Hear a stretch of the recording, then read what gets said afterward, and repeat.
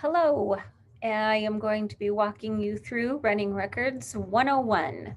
We are going to be using a really low level text, super easy, to help you kind of get your feet underneath you as you begin to learn how to do running records with fidelity.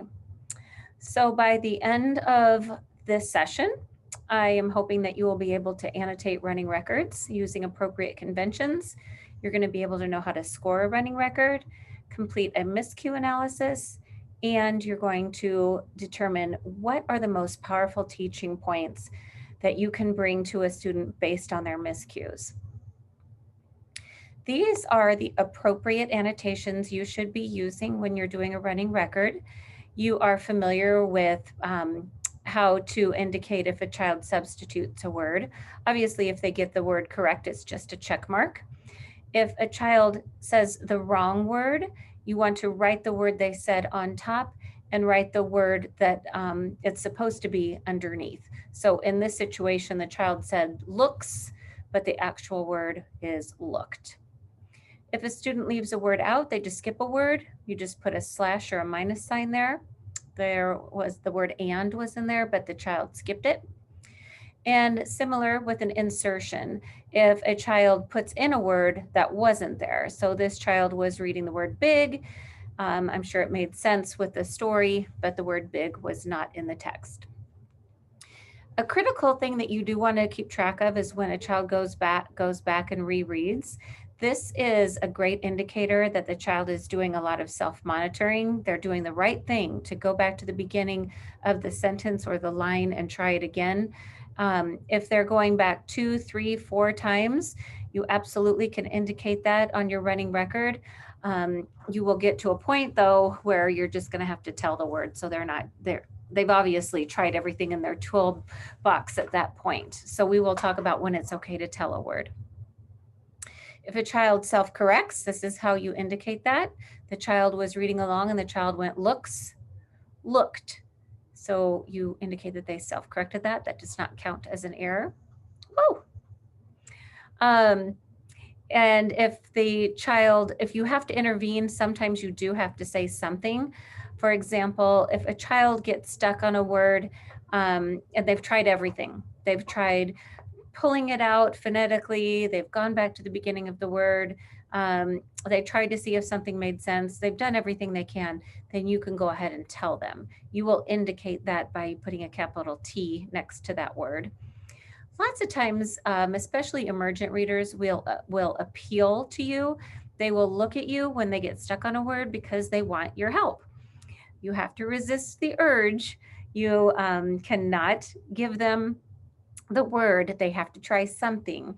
And so you can give them some type of teacher assistance, and you would just indicate that with brackets. Like, for example, you could say, go back to the beginning of the sentence, or you know something about that word, or start that word. So you're giving them some type of a prompt when they appeal, but you're not automatically telling. Now, if you have given them some type of a prompt like start that word and there's still nothing, then go ahead and tell. And then if a child gets all messed up, just completely, they get to the end of a sentence and they know that, man, I butchered this one. I don't even know where to go next.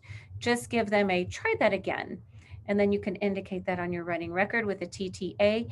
And that just gives the kids an opportunity to, all right, my teacher has given me the grace to go back and try to straighten this out. Even if they butchered the whole sentence, if you gave them a try that again, it only counts as one error. Why do I keep doing that? Another thing that you will, again, if a child appeals, you can say, you try it. Or if they just stop and they don't do anything, you indicate that with some wait time. I do a little W with a circle around it to indicate wait time. And if they're just sitting there, prompt them with a, you try it. And then you can indicate that you gave them a little nudge. Also, if a child is trying to sound out a word or starts a word or starts to chop up a word going across, then you can indicate that with the word that the sound that they started. And then once they get it, like this child went will, it does not count as an error. If the child was going through the whole entire word like this, will, that also does not count as an error. They're just searching through the word. And so that's good. We want them to do that. So we are now going to do a running record practice. So grab, you can just use a blank paper if you'd like, notebook paper of any kind of a form that you have, doesn't matter. Grab whatever kind of paper you use, and we are going to start a running record.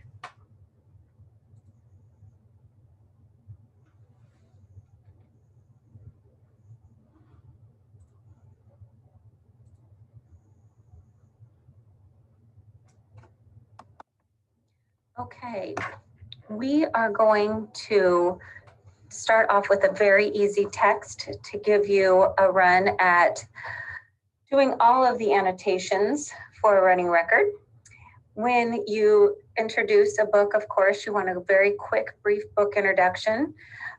Sometimes teachers will say, let's look at this cover. What do you think this book is going to be about?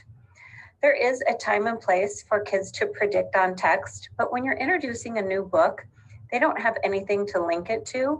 So there's really no reason for them to start guessing based on a cover. Actually, it might plant some ideas in their head that have nothing to do with the book, and it could lead them down the wrong path when they get stuck. So when you're introducing a book for the first time, you are the one in charge. You're the one providing the book introduction. So for example, when you're doing a book introduction, you're going to always start with the title and tell them the title. Can I see Tom?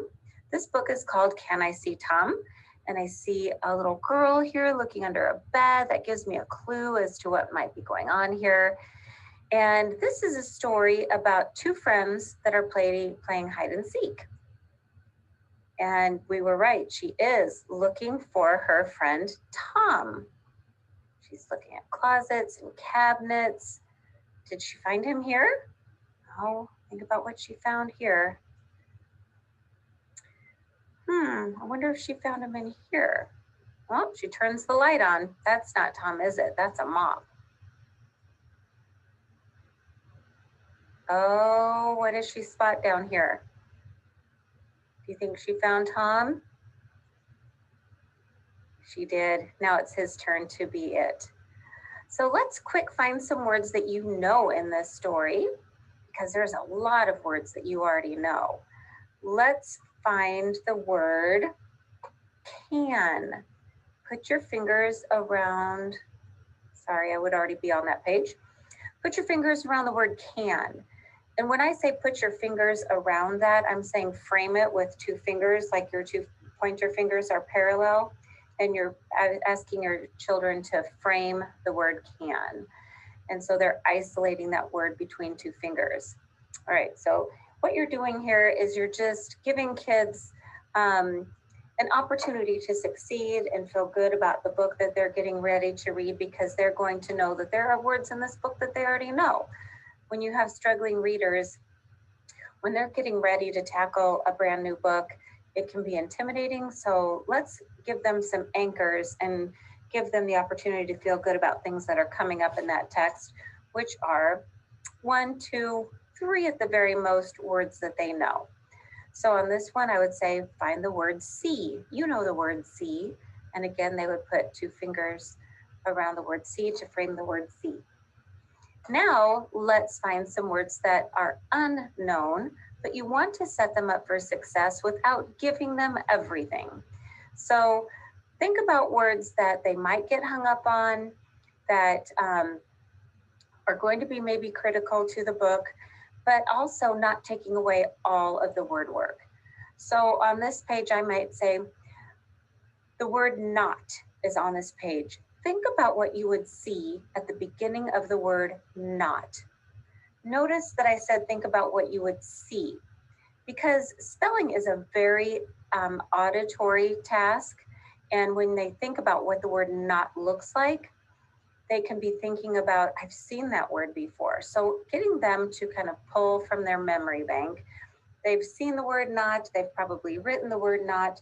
Now we're gonna ask them to think about what you would see at the beginning of the word not. Not. And again, having them frame that word, and you can support them if they need it because it's a new word or an unknown word, and showing them not, getting them to pull that whole word out from beginning to end, and then saying, are you right? By the way, prompting them when you say, are you right? Doing that when they're right and when they're not right. Because if you only do it when they're wrong, they're going to automatically just assume that prompt is telling them that they're wrong. So when you ask them to do it when they're right and when they're wrong, it compels them to check the whole word on their own. Now you might want to plant the word socks, or maybe you want to see what they do when they get to the word socks.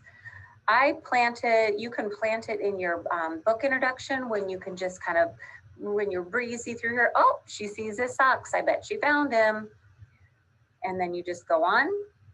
Or you can have them locate the word socks. You can say, oh, I can see she finds socks on this page. Can you find the word socks in the text?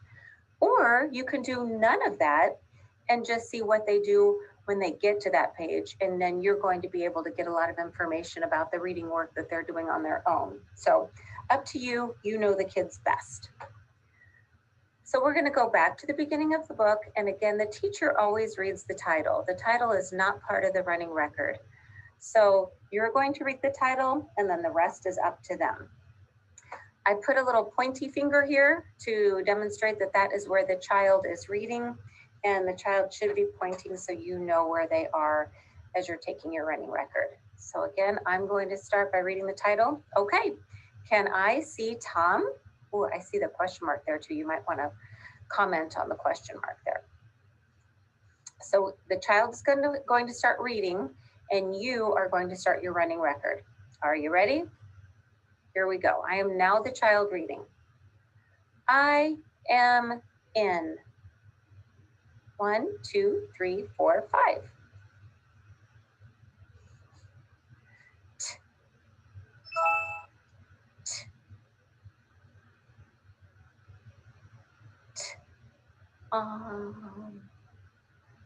Tom, I can see you.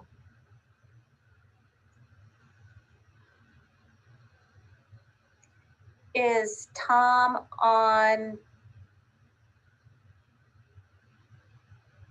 Is Tom on top? Tom.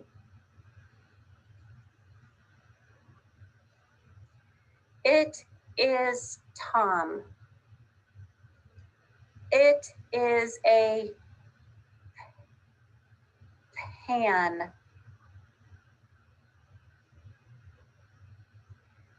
Can I see Tom? It is Tom.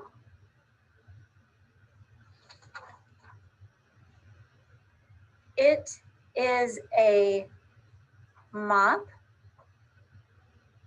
It is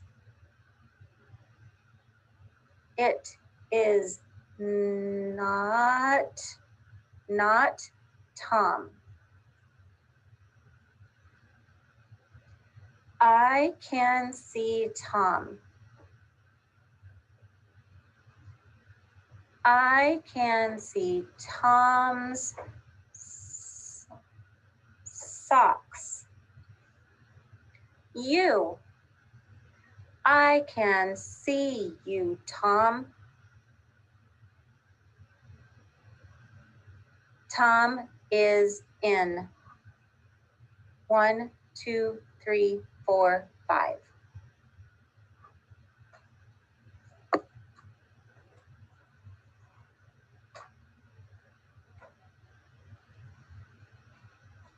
How did you do? By the way, as students are reading through their text and you're taking a running record, you do not interrupt. You do not jump in, no matter how tempting it is. There are times where it will be appropriate for you to jump in, but you want to give them every opportunity to fix it themselves. For example, when we were on page 4, and the reader was working on the word Tom, trying to pull this word out, going t, t, and then they stopped for a while, you're not going to jump in.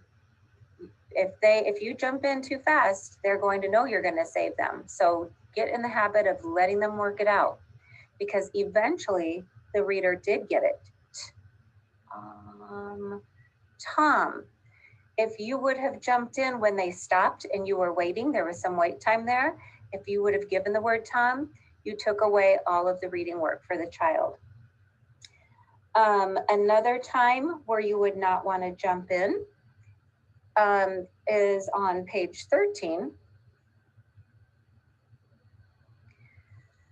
The child might not be super used to seeing an apostrophe S here. And so when the child got to this word, he or she said Tom. And a lot of times we just want to jump in because that's just how we are. We want to say, this one's Tom's. Give them an opportunity. The child stopped, so you know that they noticed something. When they stop, they're self-monitoring. That's huge. They're doing some thinking. That stop, that wait time, that quick little blip of silence does not cue you to speak. It cues you to sit there and be patient and watch what they do because they're noticing something. Look at how powerful it was when the child noticed that there was something different about this Tom, and they went back to the beginning to reread. That is a huge success, super powerful.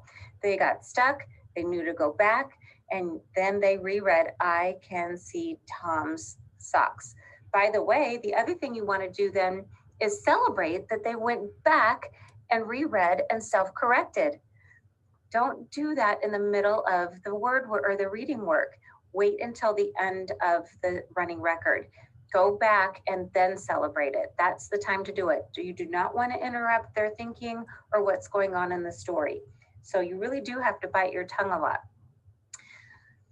So the next thing we'll do is we will double check to see how our running records compare.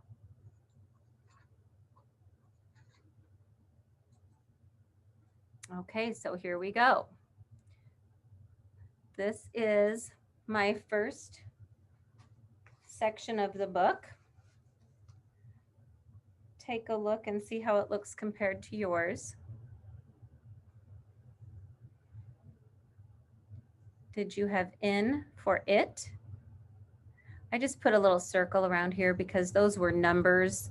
I just indicated that the child did read the numbers, but I'm not going to include those check marks in my word count, which I'll show you in just a little bit. Here's where the child was sounding out Tom, and this is how you would indicate it on your running record. T, t. And then the child stopped for a little bit and just sat there. While they're sitting there, gives me something to do. I put my little W for wait time with a circle around it. And then the child continued until they pulled the whole word out and then ultimately got the word Tom.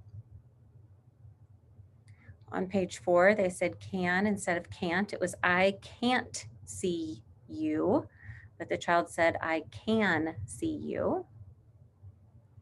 On this one, there was a wait and they stopped for just a second and then they went back to reread and then they got the whole thing. Oops, sorry. On page 7, it is, it was supposed to be, it is not Tom, but the child skipped the word not, so they read it is Tom. So we indicate that with a little minus. When they got to the word pot, they used the picture, which is great. At this emergent literacy level, we want them using the picture. And in their context, they call that a pan. And so I know exactly what I'm going to be teaching to later, and I'm going to talk about that in just a second. Page 9. It was supposed to be, is it Tom? I don't have the text in front of me, but I believe that's what it was supposed to be. And they just flip-flopped it is. They worked on the word not here. Here was our Tom with apostrophe S. They got to Tom. they went back and they said Tom's. So they self-corrected and then they went back and read the whole thing, which is really what we want to see. My most favorite thing that emergent readers do. After they self-correct, they go back and read the whole thing, so it's all in context now. Sometimes if kids are doing a lot of word work and taking words apart in text, by the time they get to the next word, they've forgotten everything that was up here. So that is a great strategy to teach. Here the child said, you. I see you, Tom, instead of, yes, they were supposed to say the word yes. And again, flip-flopped in and it. Tom is in. It was supposed to be Tom is it. And again, more numbers. So how did you do? Does yours look like mine? Give you a second to check on that.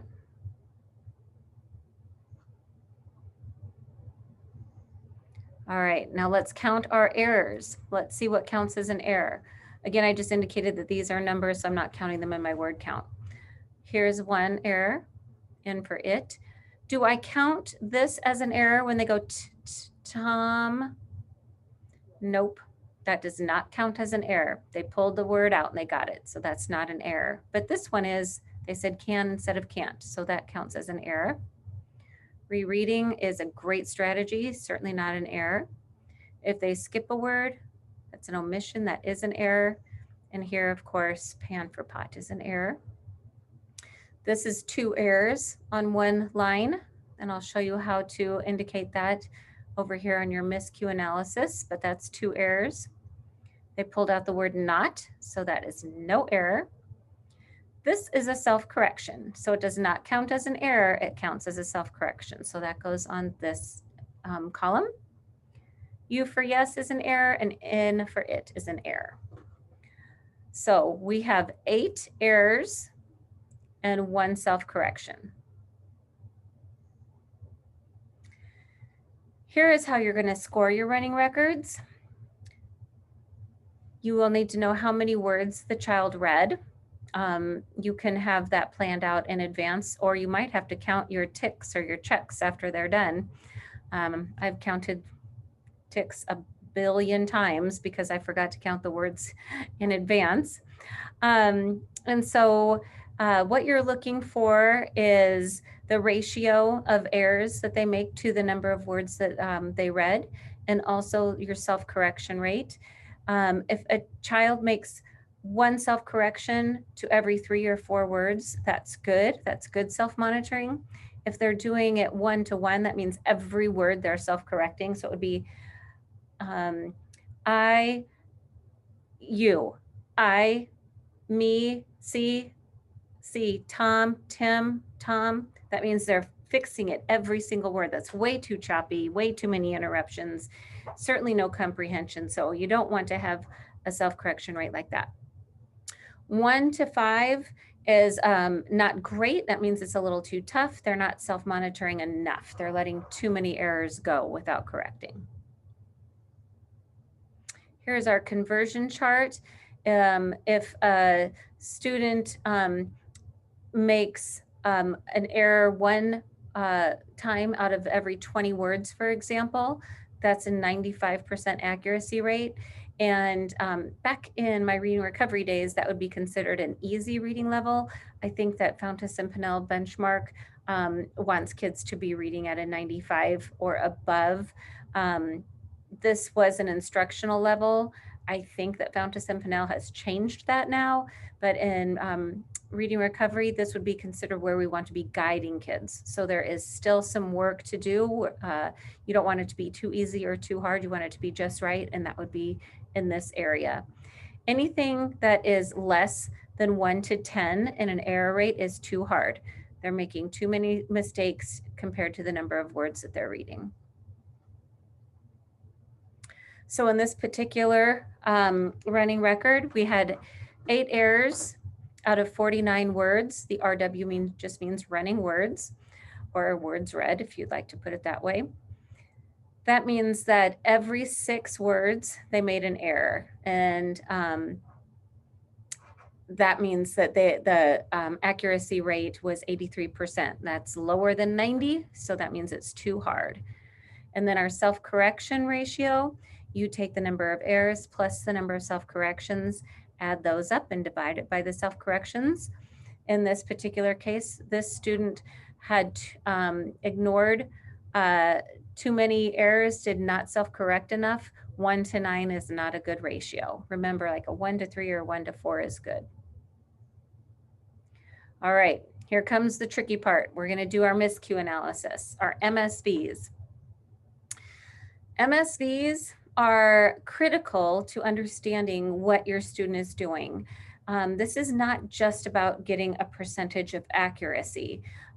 You need to know what your child is doing with the text in order to know what to teach to. So the miscue analysis does that for you.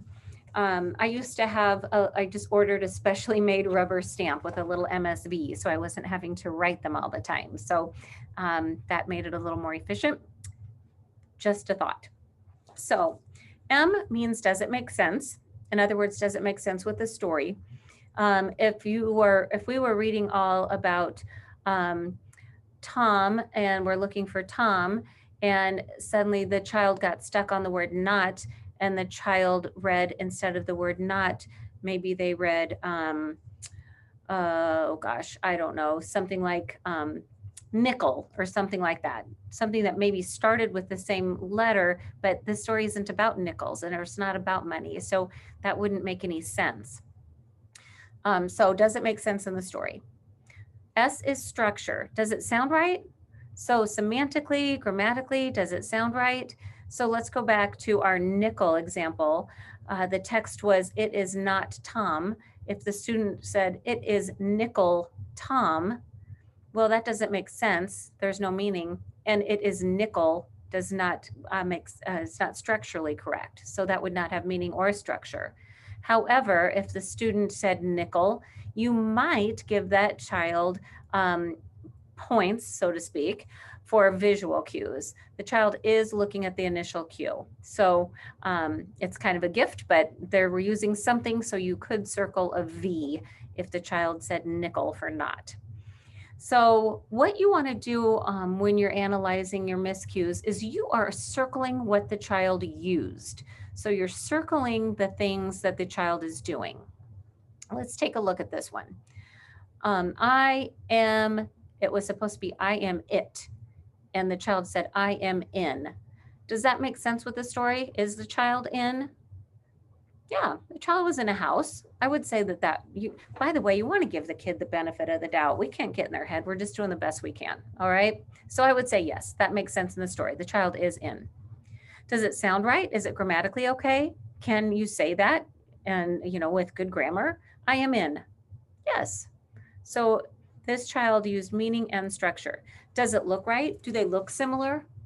Absolutely. So in this case, I would circle an M, an S, and a V. Sorry about that. So I'm going to move this out of the way. And you can see that I circled my MSV. Just get rid of that guy. All right, let's do the same thing. Now remember, this was not an error, pulling out the word Tom. How about can for can't? I can see you. I can see you. Does that make sense? Is it grammatically okay? Yes. Does it look right? Yes. So again, this child is using MSVs. By the way, when I refer to MSV errors, I call them good errors. That means they're using everything. They're doing everything right. They just need a little nudge, and we'll talk about what that nudge is in just a little bit. But if they're using all three cues, that child has a great foundation. On this one, the child skipped the word not, so we don't analyze it. If they didn't say anything, there's nothing for us to analyze. You can only analyze something if they actually said something. So this one was kind of a trick one. You just put a line or a slash or a minus there. There's nothing to analyze. It does still count as an error though. Okay, here we go with pan. It should have been pot.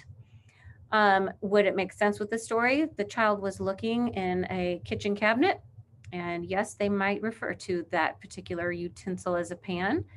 And yes, grammatically it's okay. And do they look similar? Yes, even though it's just their initial cue, I would still give them credit for using their visual cues. And so again, this child used MSV. And so some really good errors. All right, for the next one, we're looking at is and it. And how you do this, when you have two errors on one line, you just stack your MSVs right on top of each other. And I'll bet you know. Is it you or is it Tom? It is Tom and is it Tom? Meaning, structure, visual.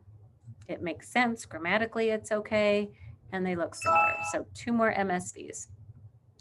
Pulled out the word not, so there is no error. At first they said Tom, and then they went back and said Toms.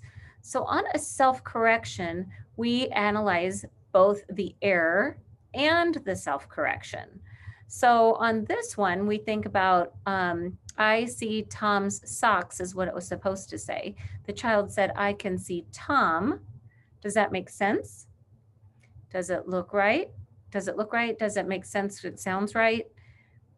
And does it look okay? Yes. Everything, again, a good MSV error. By the way, we only analyze up to the error.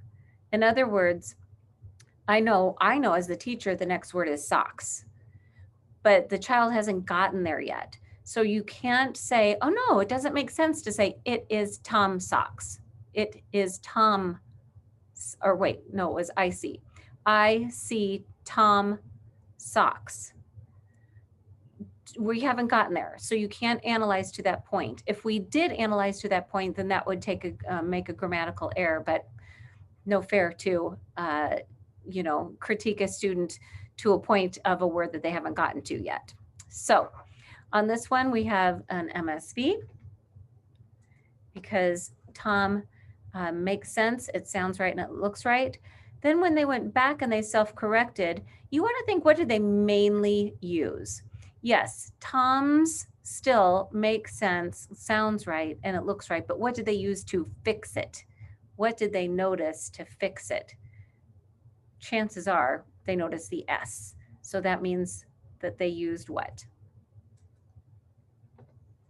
Visual, right? Okay, how about U for yes, where it says, yes, I can't remember what the text was.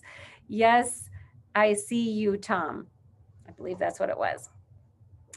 So the child said, you, I see you, Tom. What would you circle here?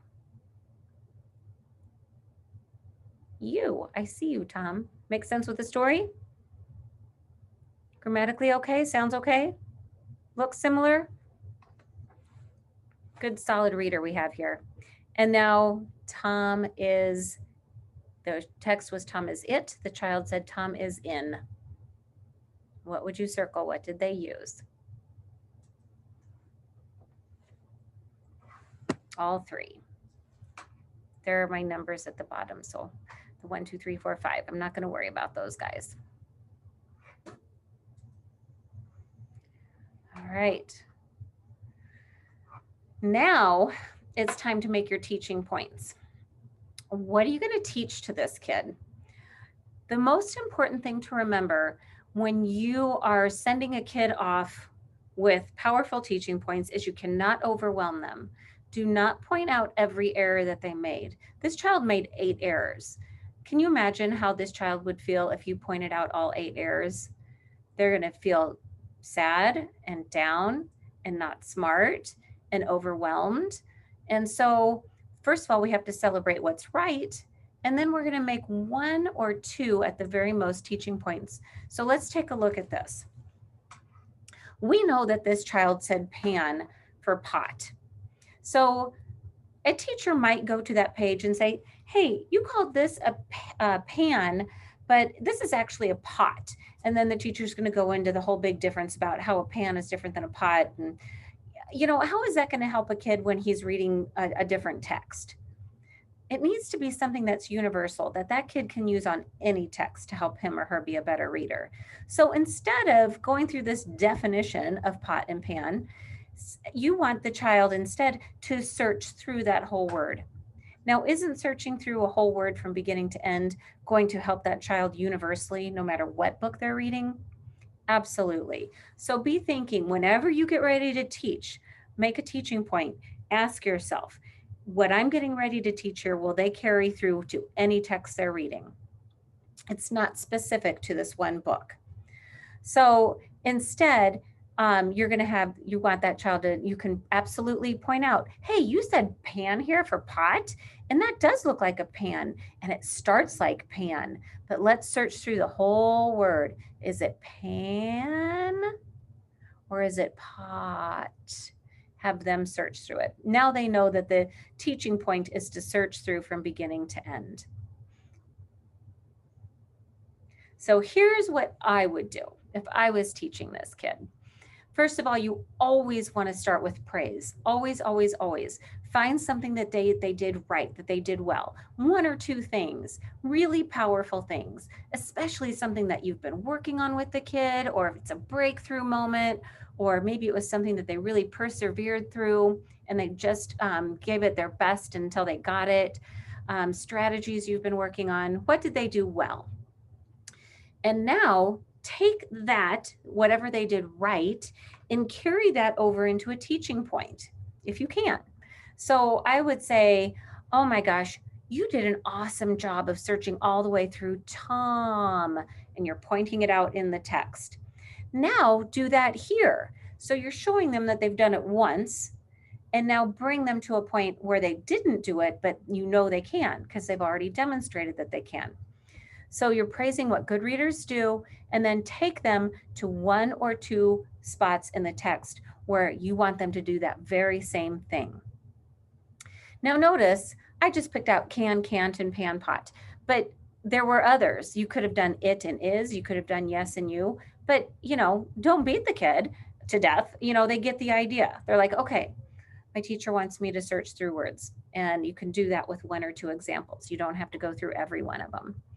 Another powerful thing that you could use if the child needs an extra support is pulling out magnetic letters and having them put the letters together from beginning to end, or you put the letters together and have them touch each letter and say the sounds as they're touching them. But if you do that, always bring it back to the text. So let's say that they just did some work with magnetic letters. Great. You got your point across, searching from beginning to end.